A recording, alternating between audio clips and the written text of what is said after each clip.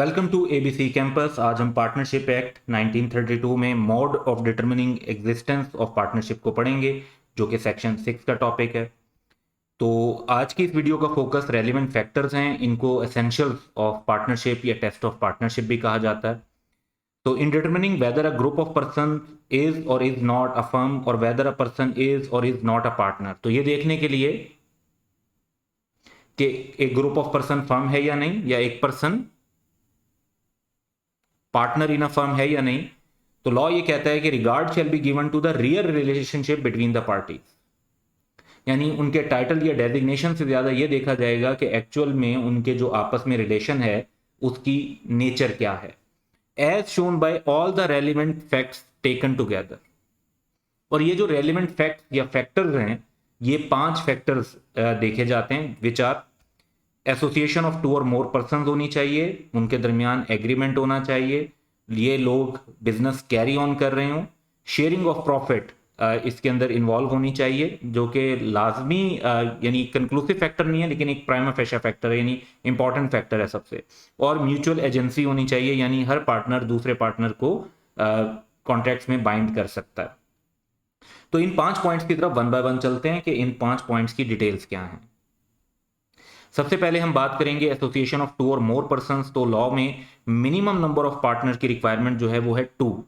So the partnership is an association between 2 और मोर persons, यानी 2 भी हो सकते हैं और ज्यादा भी।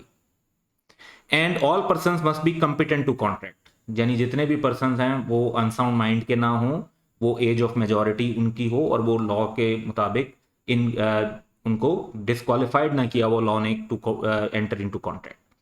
Thus, there can be no partnership consisting of a single individual। एक शख्स अपने साथ पार्टनरशिप नहीं कर सकता। और इसी तरह अगर 2 लोग पार्टनरशिप कर रहे थे और उनमें से एक की डेथ हो जाती है, let's say if the number gets reduce to 1, for example 2 लोग पार्टनर थे और एक की डेथ हो जाती है, फॉर एनी रीजन हो जाता है, it ceases to be a partnership. फिर वो जो एक्टिविटी कर रहे होंगे उसको पार्टनरशिप नहीं समझा जाएगा। जिस तरह हमने minimum number of partner discuss किए, इसी तरह मैक्सिमम नंबर ऑफ पार्टनर की बात करते हैं। तो पार्टनरशिप लॉ में कोई डिफाइन नहीं हुआ हुआ कि मैक्सिमम नंबर ऑफ पार्टनर क्या होंगे, लेकिन कंपनी लॉ जो कंपनीज एक्ट 2017 है उसके एक सेक्शन में डिफाइन किया हुआ है कि एक हद तक पार्टनरशिप के नंबर अलाउड हैं, उससे ज्यादा अगर लोग हो जाएं तो उनको कंपनी के तौर पर रजिस्टर्ड होना होता है, उनकी ऑब्लिगेशन है कि वो रजिस्टर्ड होंगे, और अगर वो रजिस्टर्ड नहीं होते तो वो एक इलीगल एसोसिएशन बन जाएगी। So according to companies act 2017, अगर हम ब्रीफ अंडरस्टैंडिंग इनकॉर्पोरेट करें तो पार्टनरशिप फर्म अगर बैंकिंग बिजनेस कर रही हो तो मैक्सिमम नंबर 10 है, 10 पार्टनर से ज्यादा नहीं हो सकते। ये बैंकिंग कंपनीज ऑर्डिनेंस 1962 में मेंशन है। In case of partnership firm carrying on any other business तो फिर मैक्सिमम नंबर 20 है, लेकिन इसकी एक एक्सेप्शन भी है, और वो ये कि in case of partnership firm of professional person. Professional person से मुराद क्या है? चार्टर्ड अकाउंटेंट्स, लॉयर्स वगैरह, इनकी जो फर्म है उसमें 20 से पार्टनर्स एक्सीड कर सकते हैं। तो पाकिस्तान में कुछ चार्टर्ड अकाउंट फर्म ऐसी भी हैं जहां पे नंबर ऑफ पार्टनर्स जो हैं वो मोर देन 30 भी हैं, 35 से ज्यादा भी हैं, तो ये बिल्कुल पॉसिबल है। If the number of partners exceed the maximum number allowed, then such partnership firm becomes an illegal association। ये कंपनीज एक्ट 2017 में लिखा हुआ है कि अगर इससे ज्यादा के साथ पार्टनरशिप फर्म कैरी ऑन करती है बिजनेस को तो वो इलीगल एसोसिएशन कंसीडर होगी, उसको कंपनी के तौर पर रजिस्टर्ड होना चाहिए। एक एग्जांपल से इसको देखते हैं। In an MBA class 28 class fellows decided to form a partnership firm to work collectively as marketing and advertisement advisor। तो ये बेसिकली अगर 20 से ज्यादा पार्टनर्स हो जाएंगे तो ऐसी पार्टनरशिप करना अलाउड नहीं है। Such partnership will be illegal association. They should form a company, इन्हें कंपनी बनानी चाहिए अंडर कंपनीज एक्ट 2017। अच्छा, अब एक और एग्जांपल लेते हैं। After qualifying CA, 28 chartered accountants decided to form a partnership firm to work collectively as chartered accountant। Chartered accountant के तौर पर लिमिटेड लाइबिलिटी प्रैक्टिस करना अलाउड ही नहीं है अंडर चार्टर्ड अकाउंटेंट ऑर्डिनेंस 1961। इसलिए कंपनीज एक्ट ये एक एक्सेप्शन देता है कि जहां पे प्रोफेशनल पर्सन हो जैसे चार्टर्ड अकाउंटेंट्स और लॉयर्स, तो उनकी पार्टनरशिप 20% से ज़्यादा एक्सीड कर सकती है, क्योंकि उन्हें तो लिमिटेड लायबिलिटी कंपनी के तौर पर प्रैक्टिस करना अलाउड ही नहीं है, तो उनके लिए ये पार्टनरशिप जो है वो अलाउड होगी। हालांकि नंबर ऑफ पार्टनर्स यहां पर भी 20 से ज़्यादा है, लेकिन ये एक्सेप्शन अप्लाई हो रही होगी। सेकंड फैक्टर है एग्रीमेंट का। पार्टनरशिप जो है वो एक कॉन्ट्रेक्चुअल एग्रीमेंट की बेस पर अराइज होती है। A partnership is a contractual agreement between the partners. ये एग्रीमेंट एक्सप्रेस भी हो सकता है, रिटर्न, ऑरल और इवन इंप्लाइड भी हो सकता है। जो पार्टनरशिप का रिटर्न एग्रीमेंट होता है उसे पार्टनरशिप डीड कहते हैं। पाकिस्तान में जो रूल है वो ये है कि पार्टनरशिप अराइजेस फ्रॉम कॉन्ट्रैक्ट, यानी दो लोग पार्टनर किस बेस पर बनते हैं, क्योंकि उन्होंने आपस में कॉन्ट्रैक्ट किया होता है, एंड नॉट फ्रॉम स्टेटस। अगर कोई ज्वाइंट फैमिली बिजनेस कर रहे हैं लोग, तो वो उनका आपस में ज्वाइंट फैमिली होने की वजह से उनका कॉमन बिजनेस है, तो उसको पार्टनरशिप नहीं समझा जाएगा। इसी तरह ऑपरेशन ऑफ लॉ, अगर किसी जगह पर कोर्ट कोई ऑर्डर करती है कि एक एक्टिविटी के प्रॉफिट दो लोगों में डिस्ट्रीब्यूट किए जाएंगे, तो कॉन्ट्रैक्ट नहीं हुआ, ऑपरेशन ऑफ लॉ है, तो वो भी पार्टनरशिप नहीं समझी जाएगी। इसी तरीके से अगर इनहेरिटेंस होती है, यानी जायदाद की तकसीम हो रही होती है, तो उसको भी पार्टनरशिप कंसीडर नहीं किया जाएगा, क्योंकि उसमें कॉन्ट्रैक्ट नहीं है पार्टीज के दरमियान, वो तो लॉ ऑफ इनहेरिटेंस के मुताबिक उनके दरमियान जो है वो डिवीजन हो रही है।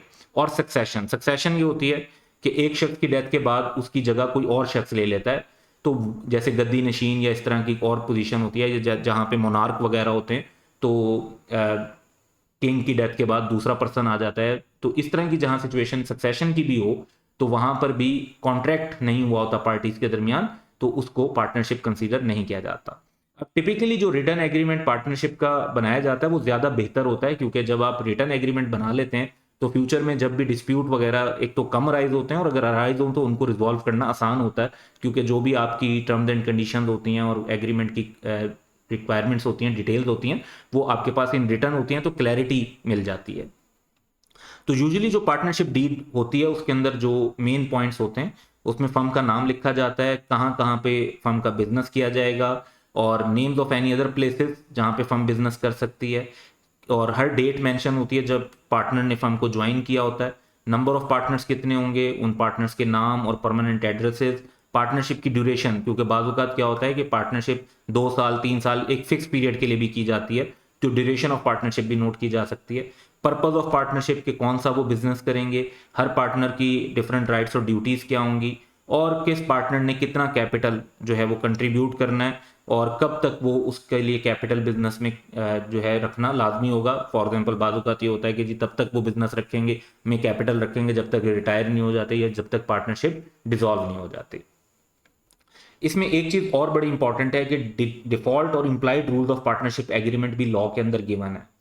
पाकिस्तान में एक सिस्टम है, क्योंकि बहुत सारी पार्टनरशिप जो हैं वो ज़बानी हो जाती हैं या इम्प्लाइड हो जाती हैं, तो एक प्रॉपर एग्रीमेंट मौजूद नहीं होता।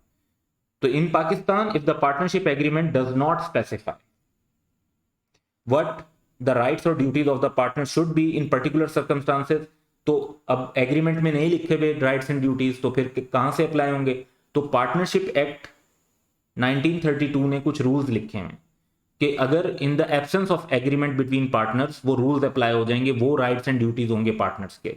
तो इन रूल्स को फिर हम डिफॉल्ट रूल्स कहते हैं, और ये जहन में रखना है कि ये डिफॉल्ट रूल्स तब अप्लाई हो रहे होते हैं जब पार्टनर्स के दरमियान उस मामले पर एग्रीमेंट नहीं होता, या एग्रीमेंट के अंदर वो राइट्स एंड ड्यूटीज या वो सर्कमस्टांसेस मेंशन नहीं होते, फिर डिफॉल्ट रूल्स अप्लाई हो रहे होते हैं। अगर पार्टनर्स ने अपने एग्रीमेंट के अंदर स्पेसिफिकली कोई रूल्स खुद लिखे हुए हैं, तो in that condition default rules apply नहीं होंगे। सो एक्सप्लेनेशन फर्दर ये है कि this means that if a partnership exist but does not have a written agreement, तो ये एज्यूम किया जाएगा कि जो रूल्स पार्टनरशिप एग्रीमेंट के हैं वो वही होंगे जो पार्टनरशिप के लॉ में यानी पार्टनरशिप एक्ट 1932 में मेंशन है। एग्जाम्पल देखते हैं एग्रीमेंट के मामले पे। Azhar and Babar started a business together and share its profit, तो ये बिजनेस भी कर रहे हैं और प्रॉफिट भी शेयर करेंगे। They made a formal agreement titled partnership deed and included all possible legal clauses to avoid dispute and confusion between them in future, तो इन्होंने एक रिटर्न एग्रीमेंट कर लिया और उसके अंदर तमाम पॉसिबल जो उन्हें लगता था कि ये प्रॉब्लम अराइज हो सकते हैं, डिस्प्यूट हो सकते हैं, कन्फ्यूजन हो सकती हैं, उसकी क्लैरिटी के लिए उन्होंने रिटर्न में अपनी टर्म्स जो है एग्रीमेंट की डिफाइन कर ली। तो ये बिल्कुल एक valid way of forming a partnership है, बल्कि ये कहना चाहिए कि प्रेफर्ड वे है, क्योंकि ये अच्छा तरीका है कि आपका रिटर्न एग्रीमेंट होना चाहिए। इससे एक तो एविडेंस भी आसान रहता है फ्यूचर में, और डिस्प्यूट्स अवॉइड भी होते हैं, और कन्फ्यूजन कम से कम रहती है। लेकिन ये वाहिद तरीका नहीं है। एक और एग्जांपल लेते हैं। Although there is no express agreement between them, but Arslan regularly buys old furniture and repairs it. And then his cousin Faisal sells the furniture. तो एक पर्सन जो है वो फर्नीचर को बाय करके रिपेयर करता है, दूसरा पर्सन उसको सेल करता है, and they both share the profit equally, और वो प्रॉफिट शेयर करते हैं। भाई फर्नीचर खरीदने पर, रिपेयर करने पर उनकी कॉस्ट आती है, सेल करने से उन्हें पैसे मिलते हैं, जो नेट प्रॉफिट होता है उसको वो शेयर कर लेते हैं। तो रिलेशन, अब हालांकि देखें उनके दरमियान कोई एक्सप्रेस एग्रीमेंट नहीं है, लेकिन रिलेशन जो है इनके दरमियान वो ऐसा ही है जैसे पार्टनर्स के दरमियान होता है। तो इनके दरमियान पार्टनरशिप है बाय इंप्लाइड एग्रीमेंट।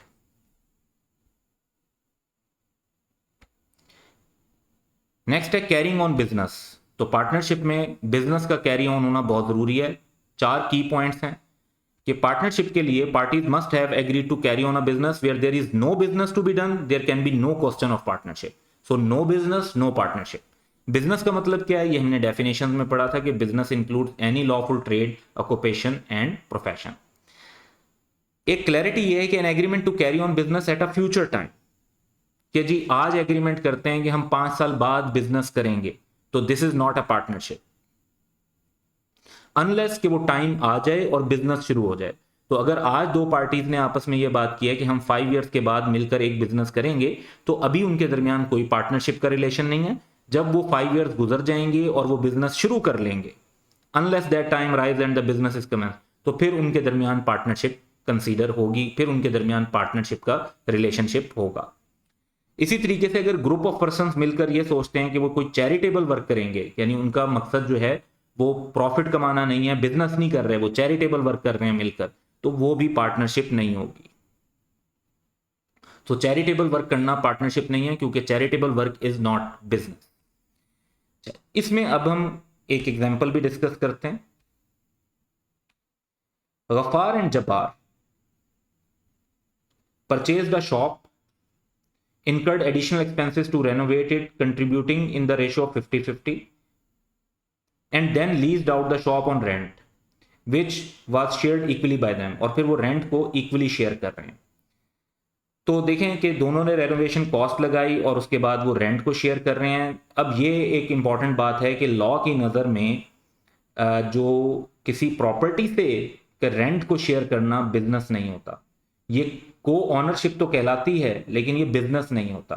आपने ये इवन अगर टैक्स का लॉ पढ़ा हुआ है तो वहां पर भी नोटिस किया होगा कि इनकम फ्रॉम प्रॉपर्टी लॉ की नज़र में एक सेपरेट इनकम होती है, और इनकम फ्रॉम बिजनेस एक सेपरेट चीज होती है। प्रॉपर्टी से हासिल होने वाली इनकम को बिजनेस की इनकम नहीं कंसीडर किया जाता। यानी प्रॉपर्टी से अगर कोई आप रेंट अर्न कर रहे हैं, that is not a business, that is को ऑनरशिप, और को ऑनरशिप में रेंट को शेयर करना वो प्रॉफिट को शेयर करने के इक्वल कंसीडर नहीं होता।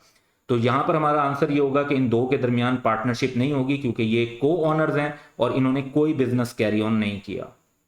इन्होंने सिर्फ प्रॉपर्टी को ओन किया है और उसका रेंट शेयर कर रहे हैं। तो sharing of rent is not sharing of profit in the eyes of law. Sharing of profit की बात करते हैं अब। तो इसमें हमारे पास 6 की पॉइंट्स हैं। पार्टनरशिप में हमेशा ऑब्जेक्टिव यही होना चाहिए कि प्रॉफिट करेंगे वो बिजनेस में, ऑब्जेक्टिव टू मेक प्रॉफिट, क्योंकि जो मेन चीज है वो ये है कि डेफिनेशन ऑफ पार्टनरशिप ये है कि रिलेशनशिप बिटवीन पर्संस जो प्रॉफिट शेयर करना चाहते हैं। The partners may agree to share profits in any manner they like अगर वो कहते हैं जी 50-50% करेंगे, या वो ये कहते हैं जी पहले 30 लाख जो होंगे उसके अंदर हम 50-50% करेंगे, और जो एक्स्ट्रा प्रॉफिट होगा उसमें हम 60-40 कर लेंगे, तो किसी भी मैनर में वो प्रॉफिट की शेयरिंग डिफाइन कर सकते हैं। अच्छा, शेयरिंग ऑफ प्रॉफिट जो है वो एक प्राइमा फेशा एविडेंस है, कंक्लूसिव एविडेंस नहीं है। प्राइमा फेशा एविडेंस का मतलब होता है कि ऐसा एविडेंस जो अपेरेंटली एक्सेप्ट कर लिया जाता है, ये अच्छा एविडेंस समझा जाता है लेकिन फाइनल एविडेंस नहीं होता। अगर इस एविडेंस के अगेंस्ट कोई और एविडेंस आ जाए तो फिर इस एविडेंस की कोई कानूनी हैसियत नहीं होती।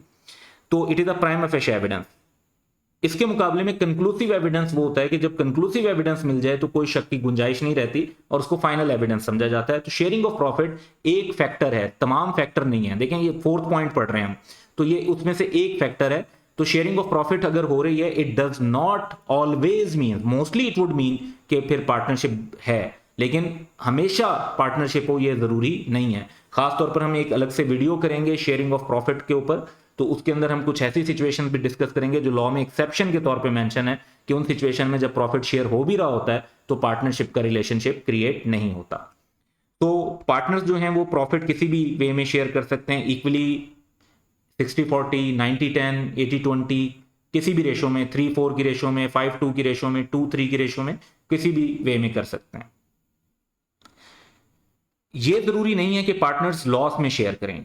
प्रॉफिट में शेयर करना जरूरी है, लॉसेस में शेयर करना जरूरी नहीं है। यानी ऐसा एग्रीमेंट भी हो सकता है कि जी अगर प्रॉफिट होगा तो दोनों पार्टनर्स आपस में तकसीम करेंगे और अगर लॉस होगा तो एक पार्टनर सारा लॉस बेयर करेगा। ऐसा एग्रीमेंट भी होगा तो वो पार्टनरशिप है, क्योंकि डेफिनेशन में प्रॉफिट की शेयरिंग रिक्वायर्ड है, लॉस की शेयरिंग रिक्वायर्ड नहीं है। अलबत्ता यहां पर एक हमें पॉइंट क्लियर रखना चाहिए कि इवन इफ एक ऐसा पार्टनर है जिसका ये एग्रीमेंट हुआ है कि वो प्रॉफिट में शेयर करेगा लेकिन लॉस में शेयर नहीं करेगा, तो स्टिल अगर फर्म की किसी जगह लाइबिलिटी है आउटसाइडर्स की तरफ, थर्ड पार्टी की तरफ, तो उसकी वो लाइबिलिटी अभी भी अनलिमिटेड होगी। लॉस में शेयर करने का ये मतलब नहीं है कि वो थर्ड पार्टीज को या आउटसाइड द पार्टनरशिप जो लोग हैं, बैंक वगैरह हैं जिनसे लोन लिया हुआ है, उनको लाइबल नहीं होगा। तो जो पर्सन लॉस में शेयर नहीं करता उसकी थर्ड पार्टीज की तरफ स्टिल लाइबिलिटी होती है और वो लाइबिलिटी अनलिमिटेड होती है। एक एग्जांपल डिस्कस करते हैं शेयरिंग ऑफ प्रॉफिट से related. Salim, the licensed proprietor of a theater, lets the use of it to Jamil for dramatic entertainment.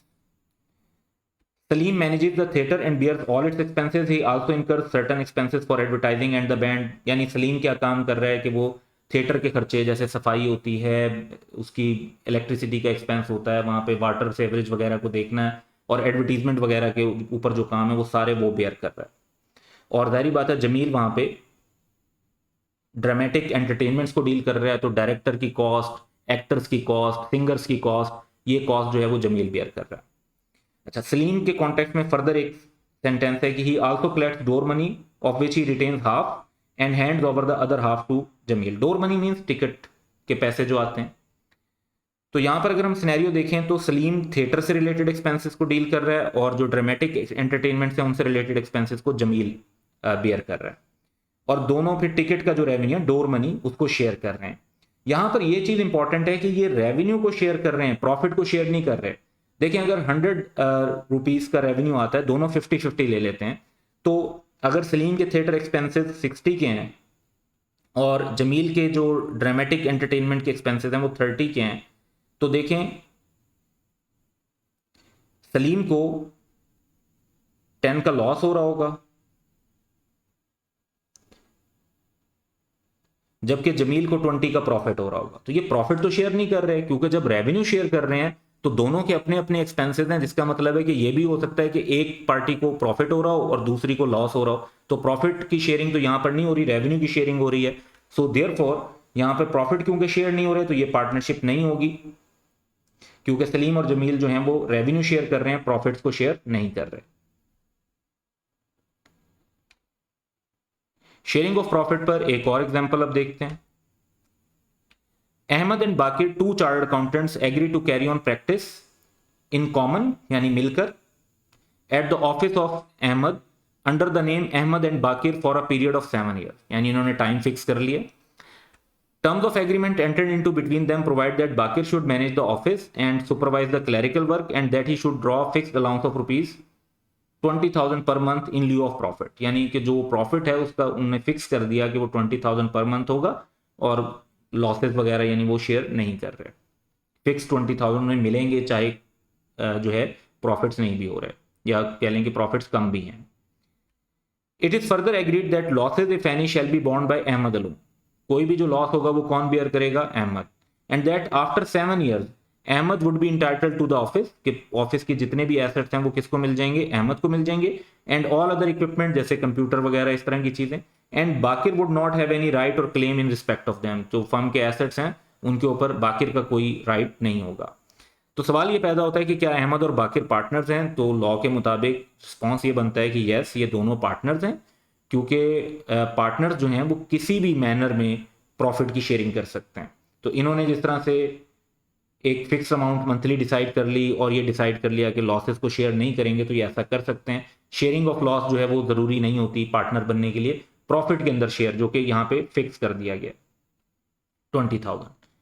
तो also partners may agree that on dissolution of their partnership, जो assets हैं वो किसी एक partner को मिल जाएंगे या जिस भी रेशो में तकसीम होंगे, तो ये भी पार्टनर्स अपनी मर्जी से डिसाइड कर सकते हैं, लॉ के अंदर ऐसी कोई रिस्ट्रिक्शन नहीं है। तो ये भी एक थोड़ा टेक्निकल सिनेरियो है जिस पर आपने फोकस करना है, क्योंकि एग्जाम में इससे मिलता जुलता सिनेरियो आ सकता है। लास्ट रेलिवेंट फैक्टर जो हमारे लिए है वो है म्यूचुअल एजेंसी।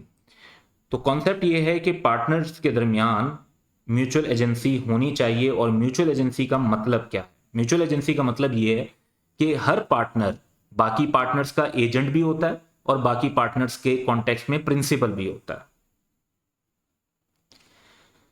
अब एजेंट कैसे होता है? Each partner is an agent in the sense that he has the capacity to bind other partners by his acts done, यानी अगर वो कोई कॉन्ट्रैक्ट करता है फर्म के बिहाफ पर तो बाकी पार्टनर्स भी उसके लिए लायबल हो जाएंगे। तो इसका मतलब है कि हर पार्टनर बाकी पार्टनर्स का एजेंट होता है, और इसी तरह हर पार्टनर प्रिंसिपल भी होता है, क्योंकि जो दूसरे पार्टनर्स हैं वो अगर कोई एक्ट करेंगे एज एन एजेंट तो पार्टनर लायबल हो जाएगा। तो प्रिंसिपल की डेफिनेशन भी यहां पर मीट हो जाती है कि जी दूसरे पार्टनर एज एन एजेंट कोई काम करेंगे तो पूरी फर्म लायबल होगी, जिसमें ये वाला पार्टनर जिसकी हम बात कर रहे हैं वो भी लायबल होगा। तो हर पार्टनर एजेंट भी होना चाहिए और प्रिंसिपल भी होना चाहिए, ये एक जनरल म्यूचुअल एजेंसी की रिक्वायरमेंट है। टू इंपॉर्टेंट फीचर जो पार्टनरशिप के हैं उसको अगर हम अंडरस्टैंड करें तो पार्टनरशिप जो है वो लीगल पर्सनैलिटी वाला काम नहीं है। A partnership does not have a legal personality, यानी लॉ की नज़र में पार्टनरशिप कोई सेपरेट लीगल पर्सन नहीं है जैसे कंपनी होती है। In case of contract with third party, जब एक पार्टनरशिप किसी थर्ड पार्टी के साथ कॉन्ट्रैक्ट करती है तो कॉन्ट्रैक्चुअल एग्रीमेंट जो होता है वो थर्ड पार्टी और तमाम पार्टनर्स के दरमियान कॉन्ट्रैक्ट हो रहा होता है, किसी एक पार्टनर के साथ नहीं हो रहा होता या कोई आर्टिफिशियल लीगल पर्सन के साथ नहीं हो रहा होता। फर्म किसी चीज में लायबल है मतलब तमाम के तमाम पार्टनर्स एज इंडिविजुअल लायबल हैं, और पार्टनर्स जो पार्टनरशिप में होते हैं तो उनकी अनलिमिटेड पर्सनल लायबिलिटी होती है पार्टनरशिप के बिजनेस के लिए। अगर एक पार्टनरशिप बिजनेस अपने डेट्स को पे नहीं कर पाता तो किसी भी पार्टनर के पर्सनल एसेट से थर्ड पार्टी केस करके अपने पैसे रिकवर कर सकती है। अब इस म्यूचुअल एजेंसी को हम एक एग्जाम्पल के थ्रू कवर करेंगे। तो हमारे पास एग्जाम्पल है कि Ali, Bilal and Chand are partners in a business, Daud an outsider deal with the firm through Ali. अब दाऊद जो है वो यहां पर एक थर्ड पार्टी है। अच्छा, अगर हम कॉन्टेक्स्ट देखें तो देखें अली, बिलाल और चांद ये पार्टनर्स हैं और दाऊद जो है ये थर्ड पार्टी है। अब अली और दाऊद के दरमियान जो है अली इज प्रिंसिपल, क्योंकि अली जो है वो कॉन्ट्रैक्ट कर रहा है। As between Ali, Bilal and Chand, Ali is also the agent of Bilal and Chand, क्योंकि अली जो कॉन्ट्रैक्ट कर रहा है उसमें बिलाल भी लायबल होगा और चांद भी लायबल होगा। As such Ali, Bilal and Chand can all sue Daud, तो इन तीनों के साथ कॉन्ट्रैक्ट हो रहा है क्योंकि दाऊद का, तो ये दाऊद पर तीनों में से कोई भी केस कर सकता है। इसी तरह दाऊद भी इन तीनों में से किसी के ऊपर भी केस फाइल कर सकता है। Dawood can also sue Ali, Bilal and Chand, joint or several liability होती है। Furthermore Ali is accountable to Bilal and Chand because he is an agent of Bilal and Chand, क्योंकि हर एजेंट प्रिंसिपल को भी लायबल होता है इस बात का कि वो प्रिंसिपल के बेस्ट इंटरेस्ट में काम करे। तो इस कॉन्टेक्स्ट में अली की ऑब्लिगेशन अपने को पार्टनर्स यानी बिलाल और चांद की तरफ होगी। अब यहाँ पर म्यूचुअल एजेंसी रिलेशनशिप इनकी फर्म में कैसे एग्जिस्ट करता है, जरा इसको अंडरस्टैंड करते हैं। तो ये एक टेबल है, देखें अगर फर्म के बिहाफ पर अली कोई एक्ट करता है तो एजेंट कौन होगा? अली। लायबल कौन होगा? तीनों। इसी तरह अगर फर्म के बिहाफ पर बिलाल कोई एक्ट करता है तो एजेंट के तौर पे कौन काम कर रहा है? बिलाल। लायबल कौन होगा? वंस अगेंस्ट तीनों। फर्म के बिहाफ पर अगर चांद कोई एक्ट करता है तो एजेंट के तौर पे किसने एक्ट किया? चांद ने। लेकिन लायबल कौन होगा? तीनों, अली, बिलाल एंड चांद। तो हर पार्टनर जो है वो एजेंट भी है और हर पार्टनर जो है वो प्रिंसिपल भी है, और इस कॉन्सेप्ट को हम कहते हैं कि म्यूचुअल एजेंसी रिलेशनशिप होना चाहिए पार्टनर्स के दरमियान। तो that's all for today, have a good day.